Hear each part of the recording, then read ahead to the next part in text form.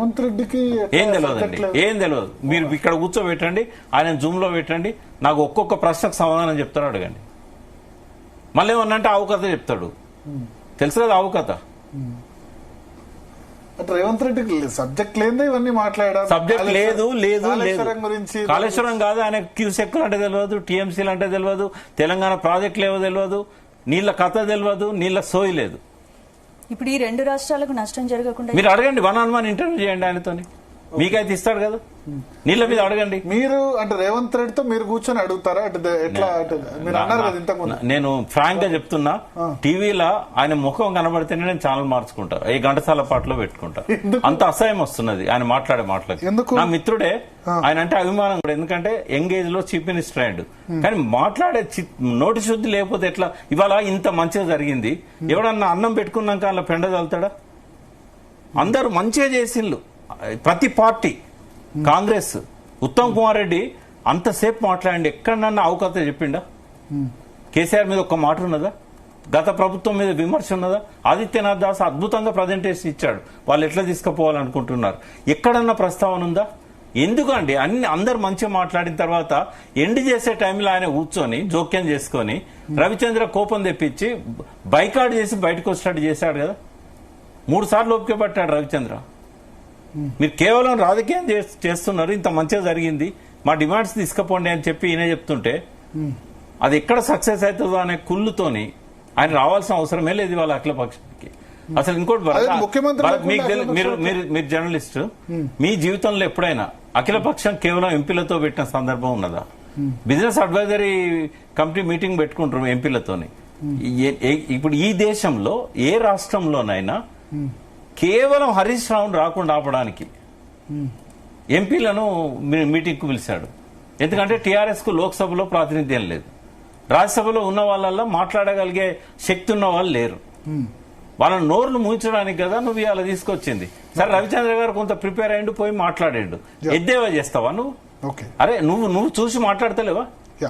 ఇప్పుడు మీరు రేవంత్ రెడ్డి చూసి చదివిన ఉపన్యాసాలు మీరు చూపెట్టలేరా విజువల్స్? అమెరికన్ ప్రెసిడెంటే ట్రంప్ చూసి చదువుతాడు, ఎద్దేవా చేస్తావా నువ్వు రవిచంద్రను చూసి చదివినావని? అంటే నువ్వు హరీష్ రావు రావద్దు అనుకున్నావు, వచ్చిన అతను మంచిగా మాట్లాడాడు కాబట్టి నీకు కుళ్ళు. ఇప్పుడు తెలంగాణ బగ్గుమన్నది, కేసీఆర్ ఎందుకు వచ్చాడు తెలంగాణ ఉద్యమంలోకి? ఓ పక్కన ఎవరు దొరికితే వాళ్ళని తీసుకుపోయి చంపేయడం. ఆయన ఊర్లలో పోయేటప్పుడు ఏం మాట్లాడతాడంటే, మెదక్ పోయిండు అనుకోండి, మెదక్ ఎస్పీకి ఫోన్ చేస్తాడు, ఎన్ని తలలు ఇస్తున్నావు, నేను మీ జిల్లాలో అడుగు పెడుతున్నా. ఇది చంద్రబాబు మాట. ఎన్ని తలలు ఇస్తున్నావు నక్సలైట్లై. అంటే నీకు తెలంగాణ ఉద్యమకారులు విప్లవకారులు తలల్లా కనబడుతున్నాయి, తలల లెక్క. ఇప్పుడు అమిత్ షా ఎట్లయితే ఛత్తీస్గఢ్ లో మానకాండ చేశాడో, ఇంకా ఆయన ఒరిజినల్ నక్సలైట్ అని చంపుతున్నాడు. ఈయన పేరుతో 100 మంది మామూలు వాళ్ళని చంపాడు కదా. తర్వాత 35,000 మంది రైతుల ఆత్మహత్యల చంద్రబాబు. సరే ఇప్పుడు చంద్రబాబుకి ఎన్నడూ తెలంగాణ మీద ప్రేమ లేదు. నక్సలిజం అంతరించడం వల్లే తెలంగాణ ఇప్పుడు కరీంనగర్ ఇవన్నీ డెవలప్ అయినాయి కదా. ఉంటే అదే ఇంటీరియర్ ప్లేస్ ఉండే. ఎందుకు నక్సలిజం ఎందుకు వచ్చింది? అంతరించడం వల్ల ఎందుకు వచ్చింది? ఈయన వదిలించుకున్నాం కాబట్టి వాళ్ళు అంతరించారు. ఇక్కడ ఈయన ఉండేది ఉంటే నక్సలైట్లు అంతమయ్యే వాళ్ళ. ఇక్కడ వాళ్ళు ఏం చేశారంటే తెలంగాణ ఉద్యమానికి స్పేస్ ఇచ్చి షెల్టర్ జోన్ లోకి వెళ్ళిపోయారు భరత్ వాళ్ళు. ఇప్పుడు ఐటీ ఇవన్నీ డెవలప్మెంట్ వల్లనే కదా నక్సలిజం అంతరించి. కాదు, తప్పది. యువతకు ఎంప్లాయ్మెంట్ రావడం వల్లనే కదా. తప్పు. మరి వెస్ట్ బెంగాల్ లేదా ఐటీ, తమిళనాడు లేదా నక్సలైట్ ఉన్నారు, హైదరాబాద్ లో ఉన్నంత లేదు కదా. నేను అనేది ఐటీ డెవలప్ అయినంత మాత్రం నక్సలిజం పోద్ది అనుకోవడం అది కరెక్ట్ కాదు. సరే మనం టాపిక్ డైవర్ట్ అవుతున్నాం. బనకచెర్ల వల్ల ఇబ్బంది ఏం లేదు, కాకపోతే బనకచెర్లకి ఇచ్చే ముందు తెలంగాణ ప్రాజెక్టులను క్లియర్ చేయాలనేది బీఆర్ఎస్ గానీ మేము గానీ అందరం అంటున్నది. 4 ప్రాజెక్టులు పెండింగ్ ఉన్నాయి గోదావరి మీద. ఒకటి వార్దా ప్రాజెక్ట్, ఈ రోజు వరకు రేవంత్ రెడ్డి నోట్లకి వెళ్ళి ఆ మాటే రాలే. అది ఆదిలాబాద్ ప్రజలు అడగాలి, ఆసిఫాబాద్ ప్రజలు అడగాలి. మీరు చెప్పండి ఏది విఘ్నత అవుతుంది? 148 లా 9 కట్టి 4 మీటర్లు ఎత్తి పూసుకొని 152లో పంపుడు కరెక్ట్ అవుతుందా? 2 కిలోమీటర్ల పైన వార్దా మీద కట్టి గ్రావిటీతో 152లో మలపడం కరెక్ట్ అవుతుందా? అంటే ఒక మంచి ప్రాజెక్ట్ ఆయన డిజైన్ చేస్తే దాని గురించి మాట్లాడారు రేవంత్ రెడ్డి. దానికి అనుమతి ఇస్తే తప్పైంది బీజేపీ గవర్నమెంట్. ఇప్పుడు కేసీఆర్ గారు ఉన్నప్పుడు కదా అది సబ్మిట్ చేసింది. 3.5 సంవత్సరాలు పెండింగ్ పెట్టుకుంటారా వాళ్ళు? రెండవది 30 TMCకి 30,000 కోట్లు ఖర్చు పెట్టారు కాళేశ్వరం. అనుమతి ఎందుకు ఆపుకున్నారు? ఇప్పుడు ఆ పంపులను వీకపోతారా? రేవంత్ రెడ్డి తీసేయమంటాడా? 30 TMC ఇప్పుడు కాళేశ్వరం ఖర్చు ఎందుకు పెరిగింది? 80,000 కోట్లు ఉన్నది, 30,000 కోట్లు యాడ్ అయింది కదా. అది ఆ పనులన్నీ కూడా పూర్తయినాయి.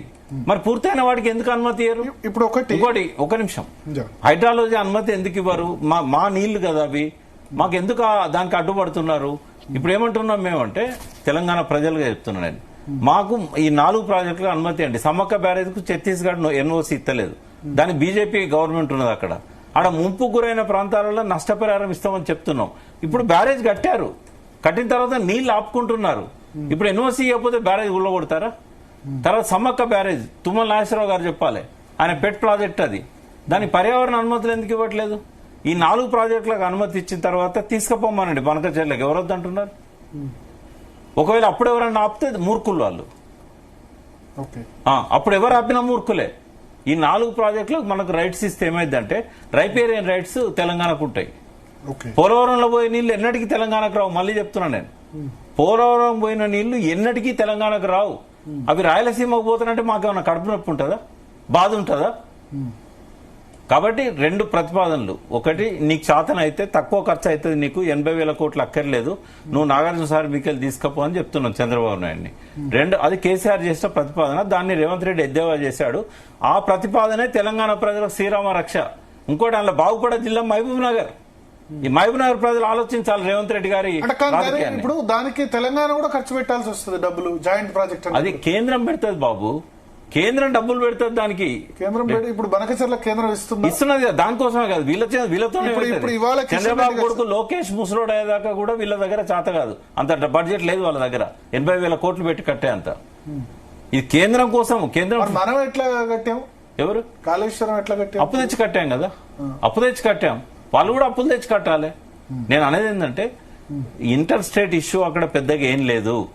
వీళ్ళు అడ్డుపడ్డారు. చంద్రబాబు నాయుడు నేను అడ్డు కాదు, నిలువు కాదు అన్నాడు కదా. మొన్న కూడా ఏమన్నాడు, నేనేం అడ్డు కాదు ఈ తెలంగాణ ప్రాజెక్టులకు అన్నాడు. లెటర్లతో సహా హరీష్ రావు గారు ప్రజెంటేషన్ ఇచ్చారు. మీ జలశక్తి శాఖ దగ్గర లెటర్స్ ఉన్నాయి, చంద్రబాబు రాసినాయి. అపెక్స్ కౌన్సిల్ లో కూడా ఆయన అడ్డుకున్నాడు తెలంగాణ ప్రాజెక్టులను. ఈ 4 ప్రాజెక్టుల క్లియరెన్స్ ఇవ్వమను, ఇప్పేయమను చంద్రబాబు నాయుడును. ఎందుకంటే మోడీ గారు ఇప్పుడు ఆయన రేవంత్ రెడ్డి కూడా అదే అన్నారు. మాకేందంటే గోదావరిలో 900 TMCలు, కృష్ణాలో 500 TMCలు, 1400 TMCల వాటర్ అలొకేషన్ వచ్చిన తర్వాత మీరు బనకచెర్ల కాదు ఏదన్నా అది చేయండి, మాకు రాసివ్వండి. కృష్ణాకి ఎందుకు లింక్ పెట్టాలి? కృష్ణా ట్రిబ్యునల్ ఉంది కదా, ట్రిబ్యునల్ అప్పుడు ఎట్లా మాట్లాడుతారండి ఆయన? వాళ్ళ వాదనలు ట్రిబ్యునల్ లో చేస్తున్నాడు కదా, మరి ఇక్కడ దీనికి లింక్ పెట్టడం ఎందుకు? ఇప్పుడు కృష్ణా వేరు, గోదావరి వేరు. ఇప్పుడు ఆ ఇష్యూ తీసుకొచ్చి ఎటు కాకుండా చేయడం ఎందుకు దాన్ని? ఇప్పుడు నేనేమంటున్నా అంటే, ఇలా అఖిలపక్షం చాలా సాఫీగా జరిగింది, దాన్ని మంచిగా ఎండ్ చేయకుండా. అఖిలపక్ష భేటీలో ఏ అంశాలు చర్చకు వచ్చాయి ప్రకాష్ గారు? అంటే వాళ్ళు ఫస్ట్ పవర్ పాయింట్ ప్రజెంటేషన్ ఇచ్చారు. ఆదిత్యనాథ్ దాస్ గారు ఏం చేశారంటే, అసలు బనకచెర్ల ప్రాజెక్ట్ ఏంది, నీళ్లు ఎన్ని తీసుకుపోతారు, ఎట్లా పోతాయి అనేది అన్ని చూపెట్టారు. చూపెట్టిన తర్వాత పార్టీలు వాళ్ళ ఒపీనియన్ చెప్పినప్పుడు బీఆర్ఎస్ ఏం చేసిందంటే, ఈ డిమాండ్స్ పెట్టింది. మాకు 4 ప్రాజెక్టులు పైన ఉన్నాయి, వాటికి అనుమతి రావాలి. రెండవది, ఎన్ని నీళ్లు అయితే గోదావరి అవార్డు యొక్క స్ఫూర్తి ఏంటంటే, నీళ్లు కృష్ణా బేసిన్ తరలించినప్పుడు అంత మేర కృష్ణా నదిలో ఉన్న వాళ్ళ వాటాను తగ్గించుకొని అది అప్పర్ స్టేట్స్ కి ఇవ్వాలనేది వాళ్ళ లెక్క. అయితే ఇదివరకు ఎట్లయితే 45-35 వాటా ఉందో, 45 తెలంగాణకు, నాగార్జున సార్ పైన ఇవ్వాలనేది బచావత్ ట్రిబ్యునల్లో ఉంది. 35 TMCలలో 21 TMCలు కర్ణాటకకి ఇవ్వాలి, 14 మహారాష్ట్రకి ఇవ్వాలి. సేమ్ రేషియోలో 112 TMCలు తెలంగాణకు వస్తాయి. ఇప్పుడు బనకచెర్ల కృష్ణా నది బేసిన్ లా, అంటే ఏదైతే వాళ్ళు పెన్నా బేసిన్ తీసుకుపోతున్నారో అది ఇదివరకు పోయేది కృష్ణా నీళ్లే కదా. ఇప్పుడు SRBC ఉంది, కృష్ణా నీళ్లే, అది అలొకేటెడ్ వాటర్ 19 TMCలు. అట్లే తెలుగు గంగకు తీసుకుపోతున్నారు. బ్రజేష్ కుమార్ గతంలో ఇచ్చిన తీర్పులో దాన్ని రెగ్యులరైజ్ చేశాడు. తెలుగు గంగ అన్ని రకాల అనుమతులు తీసుకోండి, ఇవ్వడానికి మేము సిద్ధంగా ఉన్నామని చెప్పి. అయితే ఈ కృష్ణా నీళ్లను వాడుకునే ప్రాంతాల్లో గోదావరి నీళ్లను మీరు తీసుకుపోతున్నారు కాబట్టి బచావత్ అవార్డు ప్రకారంగా ఆ నీళ్లను వాటాగా తెలంగాణకి ఇవ్వాలి, అప్పర్ స్టేట్స్ కి ఇవ్వాలి. ఇప్పుడు 200 TMCలలో 88 TMCలు అప్పర్ స్టేట్స్ కు పోతుంది. మా ఏదైతే ఇదివరకు పంచిన రేషియో ఉంది కదా 21-14, ఆ రేషియోలో 88 TMCs పోతాయి. 112 TMCలు తెలంగాణకు వస్తాయి. కాబట్టి తెలంగాణ బెనిఫిట్ అవుతుంది. ఎందుకు అడ్డుకుంటాం? తెలంగాణ బెనిఫిట్ అవుతుంటే మాకేమైనా కడుపు నొప్పే? కేసీఆర్ ఏదైతే జగన్ తో చేసుకున్న ఒప్పందం ఉందో, అంటే ప్రతిపాదన ఉందో, అదే కరెక్ట్.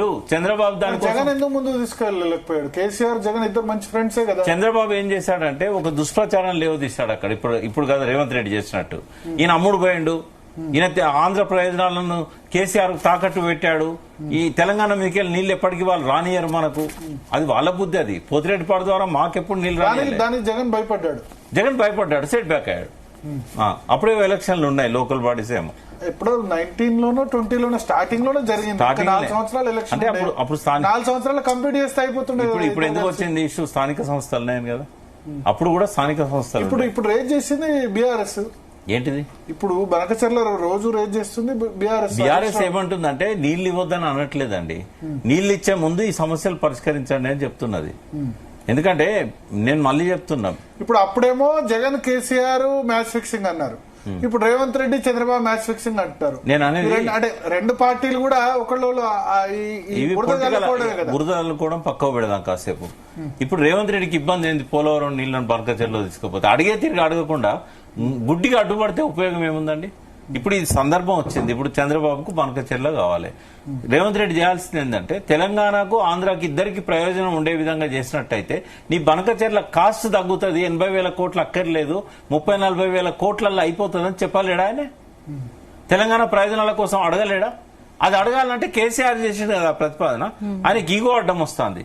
కేసీఆర్ చేసిన ప్రతిపాదనను నేను సపోర్ట్ చేస్తానా, అందుకే ఇవాళ ఎద్దేవా చేసుకుంటా మాట్లాడాడు. రెండవది ఏంటంటే బనకచర్ల ద్వారా నీళ్లు పోయినట్టయితే ఆ నీళ్లు మళ్ళీ తెలంగాణకి ఎన్నటికీ వచ్చేటి కావు. మేము అడిగేది ఏంటంటే రైట్స్ పోతాయి మాయని, నీళ్లు పోతాయని కాదు. ఇక్కడ మా రైట్స్ మాకు ఇచ్చేటట్టు చంద్రబాబు నాయుడు ఎందుకు ఎఫర్ట్ పెట్టాడు? మోడీ గారికి ఎందుకు కడుపున? ఇప్పుడు రేవంత్ రెడ్డి కూడా రైట్స్ అనే అంటున్నారు. మాకు అఖిలపక్షం పోతారు కదా, అఖిలపక్షం పోతారు కదా వీళ్ళు. జలశక్తి శాఖలో చెప్పాల్సింది ఏంటంటే ఈ 4 ప్రాజెక్టులు మేము పెండింగ్ ఉన్నాయి, ఇందులో 3 ప్రాజెక్టులు కట్టిండ్లు, ఒక వారదా ప్రాజెక్టు కట్టలేదు. మీరు అనుమతి ఇవ్వండి, మీరు అనుమతులు ఇచ్చిన తర్వాత మేము అడ్డుకోం. నంబర్ 1. నంబర్ 2 ఏంది? బచావ్ ట్రిబ్యునల్ ప్రకారంగా 45 టీఎంసీలు ఇవ్వండి. ఇంకో దాని మీద మనం పేచి పెడదాం, ఆ 200 టీఎంసీలలో 112 కావాలని చెప్పి కొట్లాడదాం. ఎందుకంటే బ్రజేష్ కుమార్ ట్రిబ్యునల్ నది, ట్రిబ్యునల్ ముందు మనం కొట్లాడడానికి అవకాశం ఉంది. కాబట్టి అందులో ఇష్యూయే లేదు అసలు. నాన్ ఇష్యూని ఇష్యూ చేస్తున్నారు ఇప్పుడు అందరు కలిసి. ఎవరు నాన్ ఇష్యూ చేసింది? Revanth Reddy and BJP. BRS కాదు, ఎందుకంటే బీఆర్ఎస్ లో ఇష్యూ ఉంది. ఎందుకంటే రైట్స్ పోతాయి. బీఆర్ఎస్ ఇప్పుడు వాయిస్ వినిపించకపోతే రైట్స్ పోతాయి. భరత్ ఇంకోటి చెప్పాను నేను, వీళ్ళకి ఎవ్వరికి నీళ్ల మీద అవగాహన లేదు. ఉత్తమ్ కుమార్ రెడ్డి మినిస్టర్ కాబట్టి కొంచెం పెంచుకున్నాడు. రేవంత్ రెడ్డి 0 నాలెడ్జ్ నీళ్ల గురించి. ఆడ ప్రతినిధులు ఎవరైతే వచ్చారో చాలా మంది స్టడీ చేయలేకపోయారు. వాళ్ళకు చాలా మందికి ఇన్ఫర్మేషన్ ఇవ్వాల్సి వచ్చింది.